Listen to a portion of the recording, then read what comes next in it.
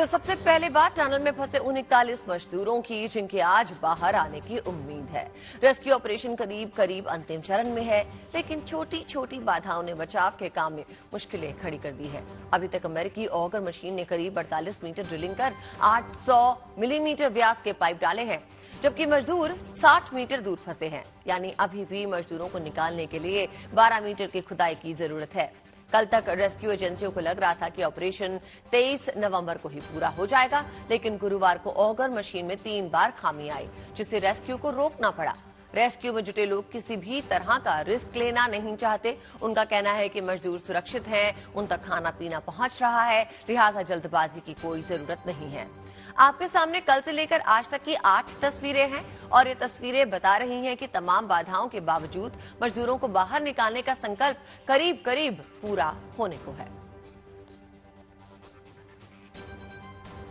उम्मीद की जा रही है कि आज इंतजार खत्म होगा। 41 मजदूरों को आज बाहर निकाल लिया जाएगा, यूंकि ये तो कहा जा रहा था कि कल ही ड्रिलिंग खत्म हो जाएगी और मजदूर बाहर आ जाएंगे। तैयारियों के साथ सभी इंतजार में थे, लेकिन कल ये हो ना सका क्योंकि ऑगर मशीन में बार बार तकनीकी खराबी के चलते ये ऑपरेशन अभी भी रुका हुआ है। लेकिन इस पर काम हो रहा है और उम्मीद की जा रही है कि आज 12 मीटर की दूरी तय कर ली जाएगी और मजदूर आज सुरक्षित बाहर निकाले जाएंगे।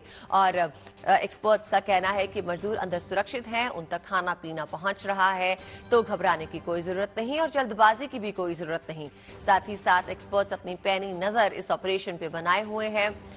कोशिश की जा रही है कि सुरक्षित तरीके से ड्रिलिंग की जाए और फिर मजदूरों को सुरक्षित तरीके से ही बाहर निकाला जाए, ना इसमें जान माल का कोई नुकसान हो और जिस चीज का देश को इंतजार है वो जल्द ही पूरा हो।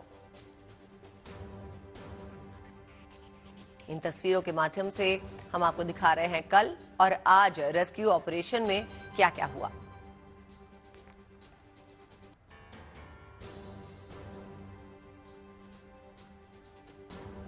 तो चलिए पहले आपको एक एक करके बताते हैं कि आखिर इस वक्त टनल के पास चल क्या रहा है और रेस्क्यू ऑपरेशन के आगे क्या क्या बाधाएं हैं। इसे समझते हैं ग्राफिक्स के जरिए। जाहिर है रेस्क्यू ऑपरेशन का आज 13वां दिन है और हर दिन नई चुनौतियों के साथ हम आगे बढ़ते हैं। अच्छी बात है कि अब तक रेस्क्यू सही दिशा में है। टनल से मजदूरों को निकालने में जुटी रेस्क्यू टीम किसी भी जल्दबाजी में नहीं, वो हर बाधा को पार करके मजदूरों तक पहुंचने की कोशिश कर रही है। उम्मीद यही थी कि रेस्क्यू ऑपरेशन गुरुवार को ही खत्म हो जाएगा, लेकिन ऐसा नहीं हो पाया। ऑगर ड्रिलिंग मशीन में तकनीकी खराबी की वजह से सुरंग में बचाव अभियान को कल रोकना पड़ गया था। यही नहीं, जिस वक्त रेस्क्यू ऑपरेशन अपने अंतिम चरण में था, उसी वक्त जिस प्लेटफॉर्म पे ड्रिलिंग मशीन लगी है उसमें भी कुछ दरारें आई थी। रेस्क्यू ऑपरेशन में जुटी एजेंसियों का कहना है कि वो सावधानी से इस ऑपरेशन को पूरा करना चाहते हैं और किसी भी तरह की जल्दबाजी के मूड में नहीं है। विशेषज्ञों के मुताबिक सुरंग में फंसे 41 मजदूरों से बचाव दल महज कुछ मीटर की दूरी पर ही है। रेस्क्यू का काम कभी भी पूरा हो सकता है, लिहाजा टनल के बाहर एम्बुलेंस के अलर्ट मोड पर रखे जाने की बात कही गई है। रेस्क्यू ऑपरेशन के अंतिम 3 घंटे बेहद महत्वपूर्ण माने जा रहे हैं। इस बीच एम्बुलेंस तैयार है। स्थानीय स्वास्थ्य केंद्र में एक विशेष वार्ड भी तैयार कर दिया गया है। 41 मजदूर जिन्हें रेस्क्यू किया जाएगा उनके लिए। तो उत्तरकाशी में सुबह नई उम्मीद के साथ सूरज उदय हुआ। टनल के अंदर हलचल होती दिखी, मतलब राहत और बचाव का काम शुरू हो गया। कोशिश यही कि जल्द से जल्द सभी फंसे कर्मचारियों को बाहर लाया जाए। उम्मीद की जा रही है कि सब ठीक रहा तो जल्द गुड न्यूज मिल सकती है।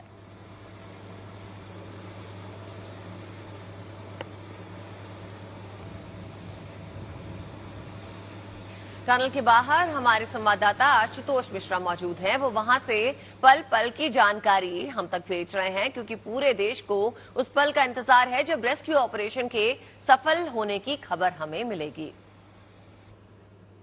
उत्तरकाशी की इस सुरंग में फंसे 41 मजदूरों को निकालने के लिए जो ऑपरेशन शुरू हुआ वो अपने 13वें दिन पहुंच चुका है। कई सारी उम्मीदें टूट जाती हैं और अचानक निराशा घेर लेती है जब पता चलता है कि राहत बचाव कार्य में बाधा आई है। पहले कई सारी बाधा थी, जब मलबा गिरा, जब मशीनें ब्रेक डाउन हुई, उसके बाद काम बंद हुआ। लेकिन फिर एक बार जब उम्मीद जगी तो परसों की रात अचानक से लोहे की सलाखों ने रास्ता रोका। जब कल सुबह तक उन्हें हटाया गया तो महज 2 मीटर अधिकतम 2 मीटर की दूरी तय हो पाई क्योंकि मशीन ब्रेक डाउन हो गई।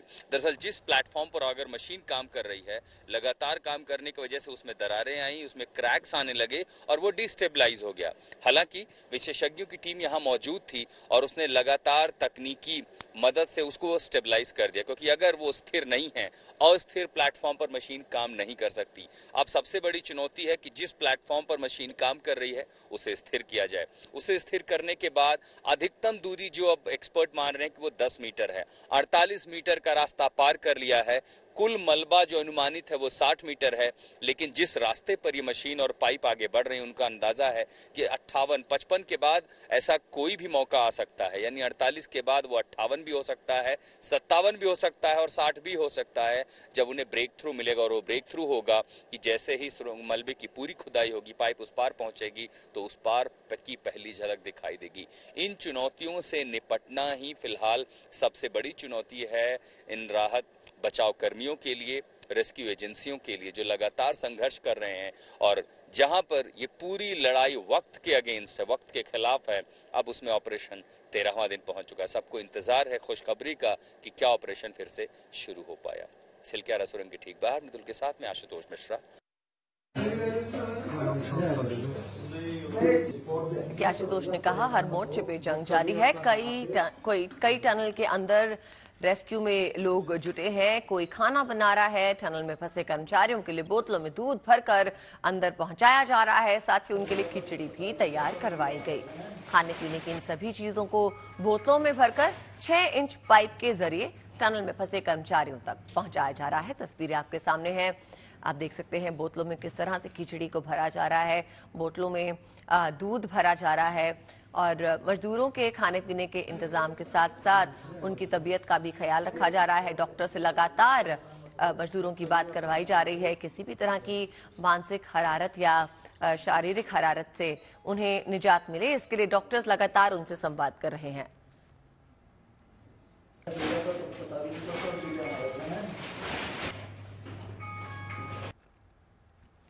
तकनीक के साथ आस्था का भी सहारा लिया जा रहा है। एक दिन पहले बाबा बौखनाग देवता की डोली सिलक्यारा पहुंची। इस दौरान देवता की डोली सुरंग के निकट स्थापित किए गए मंदिर पर पहुंची। देवता की डोली ने सुरंग के अंदर फंसे सभी श्रमिकों से एक सकुशल बाहर निकलने का उन्हें आशीर्वाद दिया। इससे पहले तीसरी बार सिलक्यारा पहुंचे सीएम पुष्कर सिंह धामी ने भी वहां हाथ जोड़कर सफल रेस्क्यू के लिए प्रार्थना की थी। तस्वीरों में हम आपको दिखा रहे हैं पुष्कर सिंह धामी अब तक 3 बार यहां पहुंच चुके हैं, मजदूरों से बात कर रहे हैं और धार्मिक और आस्था को ध्यान में, आस्था के मन को मजदूरों के ध्यान में रखते हुए उनसे जो है धर्मगुरु संवाद करते नजर आए, उन्हें आशीर्वाद दिया और उनकी सलामती की दुआ की।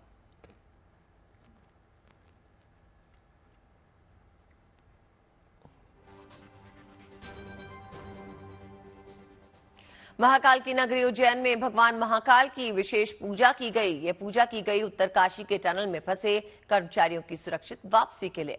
बाबा महाकाल का भव्य अभिषेक हुआ, फिर श्रृंगार किया गया, दिव्य आरती उतारी गई। वहां मौजूद सभी महाकाल के भक्तों ने टनल में फंसे लोगों की सुरक्षित निकाले जाने की दुआ मांगी।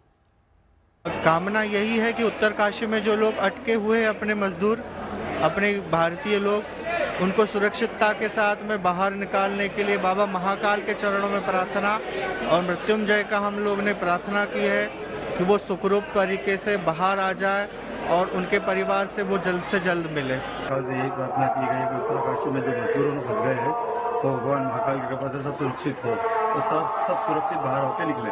बाबा से यही प्रार्थना है कि जल्दी से जल्दी मशीन ठीक हो और उन सबको सुरक्षित निकाले। जय श्री महाकाल।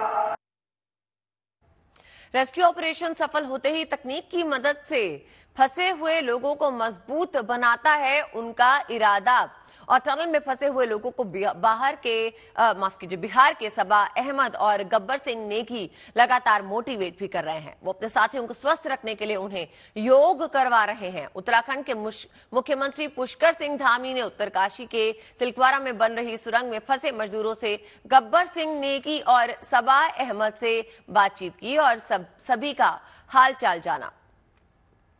लगातार मजदूरों से संवाद बना हुआ है। चाहे वो कोई धार्मिक गुरु हो, चाहे वो सीएम पुष्कर सिंह धामी हो, ताकि मजदूरों का मनोबल बना रहे, उन्हें किसी भी तरह की कोई दिक्कत ना हो। घर तक सब आप लोगों के जो तस्वीर वगैरह जो वीडियो से आया था वो सब चला गया है, सब लोगों को बता दीजिए। घर वाले भी जो है सब लोग अभी जो है बिल्कुल आश्वस्त हैं सब कि आपने जो है सबका जितना मनोबल बना के रखा यहाँ पर, मुझे सबकी जानकारी है आपके बारे में और नेगी जी के बारे में, दोनों लोगों के बारे में। आप लोगों ने जो है पूरी टीम को एकजुट रखा और स्वस्थ है सब लोग। आप लोग चलिए ध्यान रखिए, अब बिल्कुल हम लोग पास में पहुँच गए तो पता ही है आप लोगों को ना। सभा भाई सब ठीक है ना? चलिए ठीक है, तो आप लोगों के घर तक सब आप लोगों के जो तस्वीर वगैरह जो वीडियो से आया था वो सब चला गया है, सब लोगों को बता दीजिए। घर वाले भी जो है सब लोग अभी जो है बिल्कुल आश्वस्त हैं सब कि आपने जो है सबका जितना मनोबल बना के रखा यहाँ पर, मुझे सबकी जानकारी है आपके बारे में और नेगी जी के बारे में, दोनों लोगों के बारे में। आप लोगों ने जो है पूरी टीम को एकजुट रखा और स्वस्थ है सब लोग। आप लोग चलिए ध्यान रखिए, अब बिल्कुल हम लोग पास में पहुँच गए तो पता ही है आप लोगों को ना। आज उत्तरकाशी की टनल में फंसे मजदूरों को बाहर निकालने के ऑपरेशन का 13वां दिन है और ये 13 दिन तमाम चुनौतियों भरे रहे। उत्तरकाशी की सिलखवाड़ा सुरंग केंद्र सरकार की ऑल वेदर सड़क परियोजना का हिस्सा है। यमुनोत्री राष्ट्रीय राजमार्ग पर बन रही ये सुरंग 4.5 किलोमीटर लंबी है। 12 नवंबर को सुरंग का एक हिस्सा ढह गया था, इससे मजदूर सुरंग के अंदर ही फंस गए। इन्हें निकालने के लिए 13 दिन से रेस्क्यू अभियान जारी है, लेकिन अभी तक कोई खास सफलता नहीं मिली। आपके सामने 13 दिनों की तस्वीरें हैं। ये तस्वीरें बता रही हैं कि एक एक जिंदगी को बचाने की लड़ाई कितनी मुश्किल हालात में लड़ी जा रही है। तस्वीरों के माध्यम से आप देख सकते हैं 13 दिन का ये सफर कैसा रहा, किस तरह से मजदूर यहाँ पर पहले दिन जब फंसे, उसके बाद रेस्क्यू ऑपरेशन शुरू किया गया और ड्रिलिंग में कितनी बार दरारें आई, कितनी बार टेक्निकल प्रॉब्लम्स की वजह से ड्रिलिंग को बीच में ही रोकना पड़ा, लेकिन हर हाल में इसे फिर से दुरुस्त किया गया और रेस्क्यू ऑपरेशन लगभग अपने मुकाम तक पहुंचने को है। तो कहा जा रहा है कि मजदूरों के आज बाहर आने की उम्मीद है। रेस्क्यू ऑपरेशन करीब करीब अंतिम चरण में पहुंच चुका है, लेकिन छोटी छोटी बाधाओं ने बचाव के काम में मुश्किलें खड़ी कर रखी हैं। अभी तक अमेरिकी ऑगर मशीन ने करीब 48 मीटर ड्रिलिंग कर 800 मिलीमीटर व्यास के पाइप डाले हैं, जबकि मजदूर 60 मीटर दूर फंसे हैं। यानी कि अभी भी मजदूरों को निकालने के लिए 12 मीटर की खुदाई की जरूरत है। कल तक रेस्क्यू एजेंसियों को लग रहा था कि ऑपरेशन 23 नवंबर को पूरा हो जाएगा, लेकिन गुरुवार को ऑगर मशीन में 3 बार खामी आ गई। इससे रेस्क्यू को रोकना पड़ गया। रेस्क्यू में जुटे लोग किसी भी तरह का रिस्क लेना नहीं चाहते। वो कहते हैं कि मजदूर सुरक्षित हैं, उन तक खाना पीना पहुंच रहा है, लिहाजा जल्दबाजी की जरूरत नहीं है। विश्व प्रसिद्ध वाराणसी की देव दीपावली और गंगा महोत्सव को लेकर बनारस में तैयारियां जोरों पे हैं। जिला प्रशासन की ओर से लगभग सारी तैयारियां पूरी कर ली गई हैं।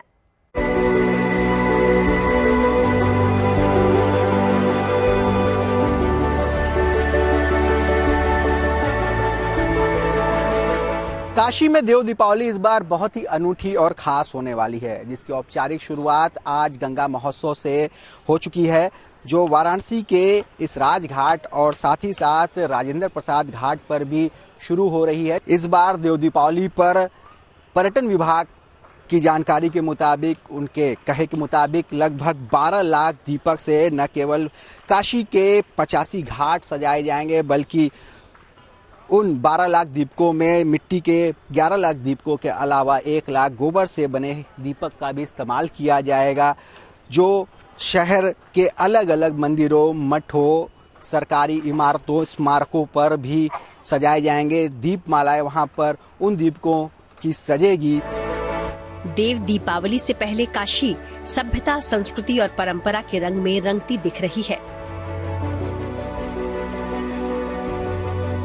इस कड़ी में 23 नवंबर से 26 नवंबर तक हो रहे गंगा महोत्सव का गुरुवार को आगाज भी हुआ, जिसे देखने के लिए इस दौरान भारी संख्या में सैलानियों के अब आने का अनुमान है। वहीं 27 नवंबर को देव दीपावली का पावन दिन है। इस दौरान करीब 12 लाख दियों से रोशन होगी ऐतिहासिक नगरी काशी। इस दौरान घाटों के किनारे सदियों से खड़ी ऐतिहासिक इमारतों पर धर्म की कहानी मानो जीवंत होती दिखेगी। दीपावली एक बहुत ही विशिष्ट आयोजन है और इस आयोजन में इस बार हमने 11 लाख दिए, 1 लाख गाय के गोबर के दिए की व्यवस्था की है, जो घाटों पे दिखेंगे आपको। इस बार घाट और नदी के उस पार भी रेती पे भी दिए जलाए जाएंगे। और कार्यक्रम की अगर हम बात करें तो इसमें प्रोजेक्शन मैपिंग होगी और इसके अलावा ग्रीन फायर क्रैकर शो, जो इंटरनेशनल आतिशबाजी का शो है, वो भी किया जाएगा। बड़ी संख्या में टूरिस्ट इस समय आता है। आज की डेट में सारे होटल्स, बोट्स लगभग सब पैक हैं, फुल हैं और हम उम्मीद करते हैं कि इस बार 8 से 10 लाख टूरिस्ट इस कार्यक्रम को, इस इवेंट को देखने आएगा। बनारस के 84 घाट और गंगा की खूबसूरती को निहारने के लिए देश दुनिया से पर्यटक हर साल भव्य देव दीपावली देखने के लिए आते हैं। अब तक की मिली जानकारी के मुताबिक बनारस के ज्यादातर होटल्स और नाव की बम्पर बुकिंग है। साथ ही इस दिन 8 से 10 लाख पर्यटकों के आने की भी उम्मीद है। इस देव दीपावली पर होने वाली कई पेशकश में प्रोजेक्शन मैपिंग के तहत साउंड एंड लाइट शो पर सभी की निगाहें होंगी। चेत सिंह और ललिता घाट पर होने वाला ये शो काशी और भोले बाबा के आपसी जुड़ाव पर आधारित होगा।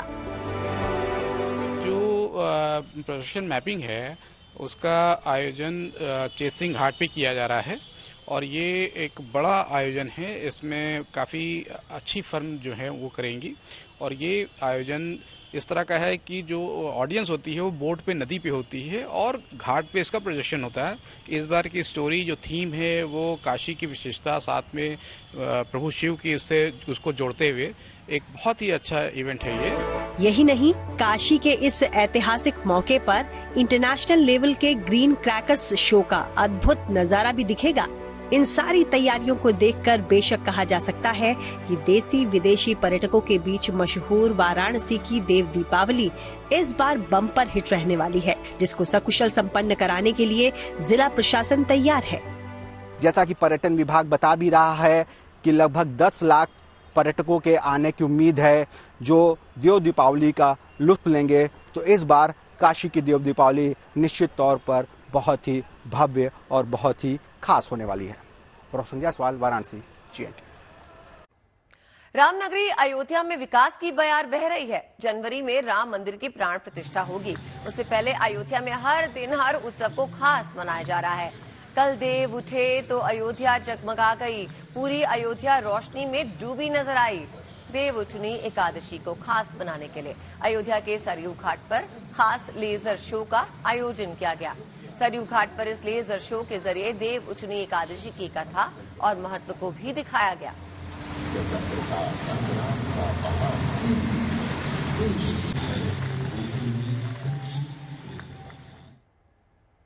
देव उठनी एकादशी के दिन से शादी का मौसम भी शुरू हो गया है और इसी के साथ सड़कों पे दिखने लगे हैं बैंड, बाजा और बारात। देश में जगह जगह शादी की शहनाइयां बज रही हैं। ऐसे में कारोबारियों को भी इस वेडिंग सीजन में बम्पर बिक्री की पूरी उम्मीद है।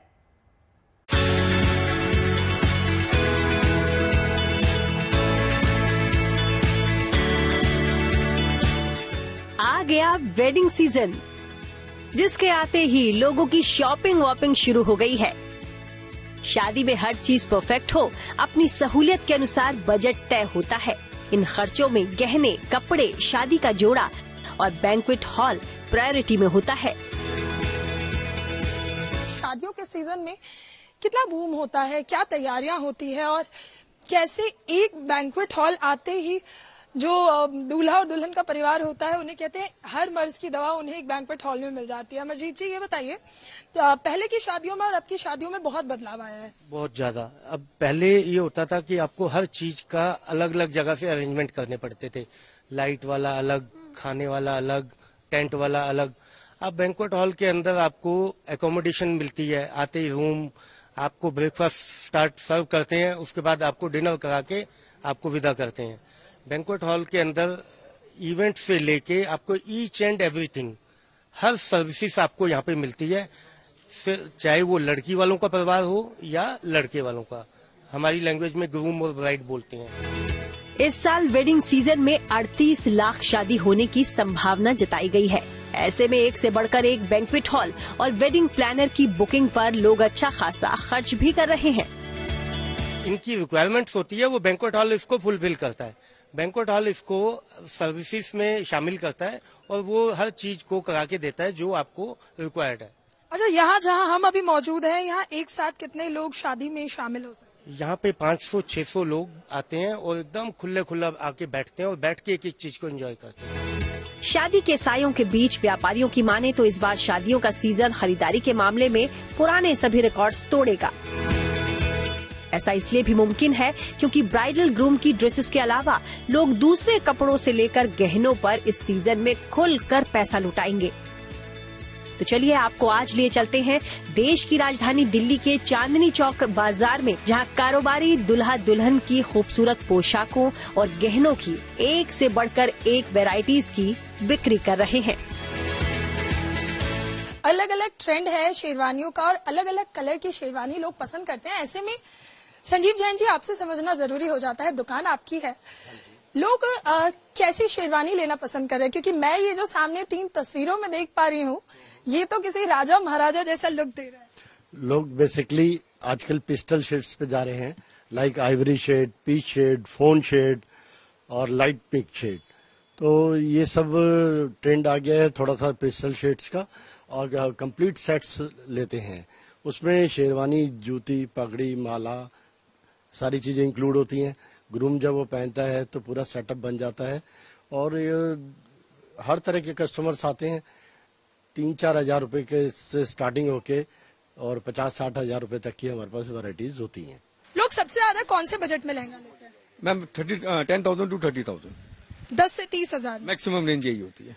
यानी अगर किसी को बजट में शादी करनी है तो उसको चांदनी चौक आना चाहिए। चांदनी चौक आना ही पड़ेगा, आना नहीं चाहिए, आना ही पड़ेगा। अच्छा, जो सबसे महंगे लहंगे की हम बात कर रहे हैं उसकी कितनी कीमत है? मैम आप हमारे पास देखेंगे तो अराउंड 50 to 60,000, और अगर आप मार्केट में जैसे जाएंगे करोल बाग या मेन चांदनी चौक भी देखेंगे तो 1 लाख to 2 लाख। इस बार बाजार बहुत पॉजिटिव है और मैं मानता हूं कि आने वाले टाइम के अंदर और बेहतर होगा। लोग काफी इन्वेस्ट कर रहे हैं और लोगों को काफी पसंद आ रहा है। लोग काफी हैवी, दिवाली के बाद लोग काफी बाहर निकले हैं मार्केट के अंदर, जहां जैसे जैसे भीड़ कम हुई है, लोग काफी आ रहे हैं ज्वेलरी खरीदने शादी के हिसाब से। फिलहाल तो सड़कों पर बैंड बाजा बारात जगह जगह नजर आ रहे हैं। बैंक्वेट हॉल में घराती बाराती की चहल पहल दिख रही है, तो वहीं बाजारों में शादी ब्याह की खरीदारी को लेकर रौनक देखने लायक है। और इस बीच देश के कारोबारियों को उम्मीद है कि इस साल पिछले साल से कई गुना ज्यादा शादियां हो रही हैं, जो उनको अच्छे मुनाफे की सौगात देकर जाएंगी। दिल्ली से नीतू झा के साथ bureau report, good news today. Indian cricket team ने ऑस्ट्रेलिया से वर्ल्ड कप 2023 फाइनल में हार का बदला दमदार अंदाज में लिया है। भारतीय टीम ने 5 मैचों की T20 सीरीज के पहले मुकाबले में ऑस्ट्रेलिया को करारी शिकस्त दी। सूर्य कुमार यादव की कप्तानी में भारतीय टीम ने ऑस्ट्रेलिया को 2 विकेट से हराया। पहले T20 में भारत को मिला 209 का लक्ष्य, जिसके बाद भारत ने धुआंधार पारी खेली और मैच अपने नाम कर लिया। भारत के शानदार प्रदर्शन पे फैंस बेहद खुश नजर आए। वर्ल्ड कप के लिए बहुत अच्छा परफॉर्मेंस रहेगा इंडिया टीम का, और हम सब उम्मीद करते हैं कि आने वाला T20 वर्ल्ड कप इंडिया बहुत अच्छा खेलेगा और हमारा सूर्या भाई सबसे नंबर 1 था और रहेगा।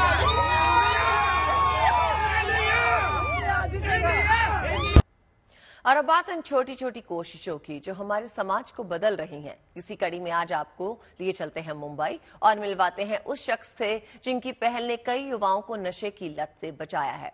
इनका नाम जमशेद फारूकी है। इन्होंने वॉलीबॉल के जरिए हजारों युवाओं को नशे की गिरफ्त से बाहर निकाला है। देखिए एक खास रिपोर्ट। टो पे प्रेशर आना चाहिए, बोले तो टो पे आना चाहिए प्रेशर। टो पे तो टो पे आना चाहिए। मैदान पर बच्चों के साथ पसीना बहाते और उन्हें हुनर से लैस करते ये जमशेद फारूकी हैं, जिन्होंने अपनी जिंदगी का एक फलसफा बनाया है, जिसमें वो ऐसे ही रोज शाम को इस मैदान में जुटते हैं। यहाँ उनके साथ बच्चे होते हैं और इन बच्चों के अंदर होती है एक लगन कुछ सीखने की।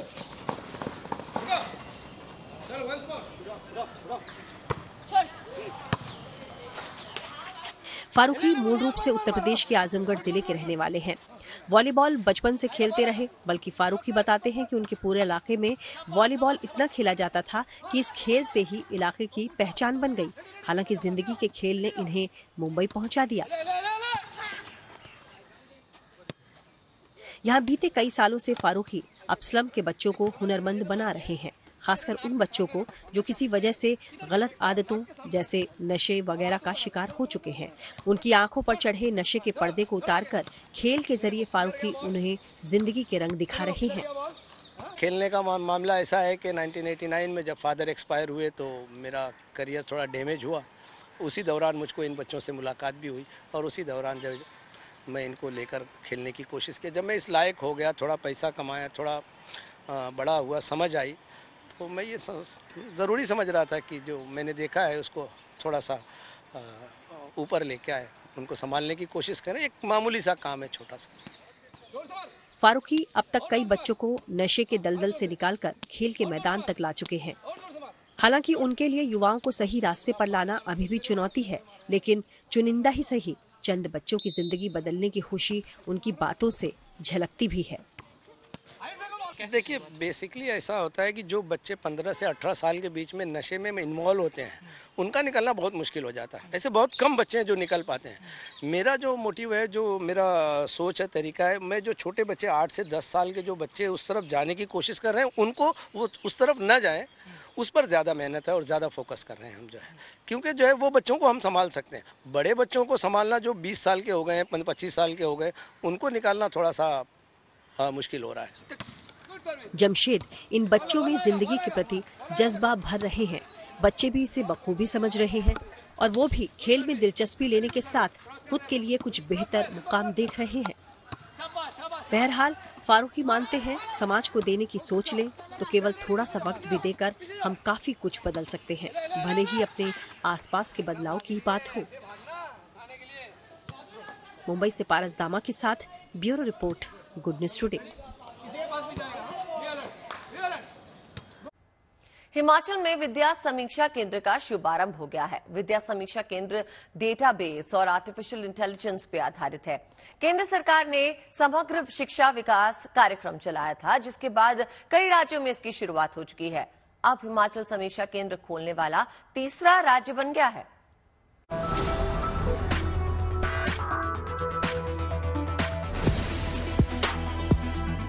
ये तस्वीरें हिमाचल प्रदेश में उस कार्यक्रम की है जिसके जरिए प्रदेश की शिक्षा व्यवस्था को नया अमली जामा पहनाया जाना है।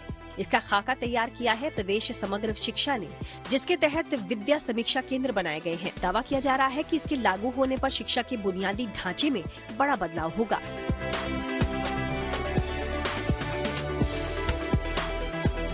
इसके जरिए सरकारी स्कूलों, शिक्षक और छात्रों का डेटाबेस तैयार होगा, जिसपे पढ़ाई, छात्र और शिक्षकों की परफॉर्मेंस अपलोड होगी, जिसे कभी भी कहीं भी देखा जा सकेगा।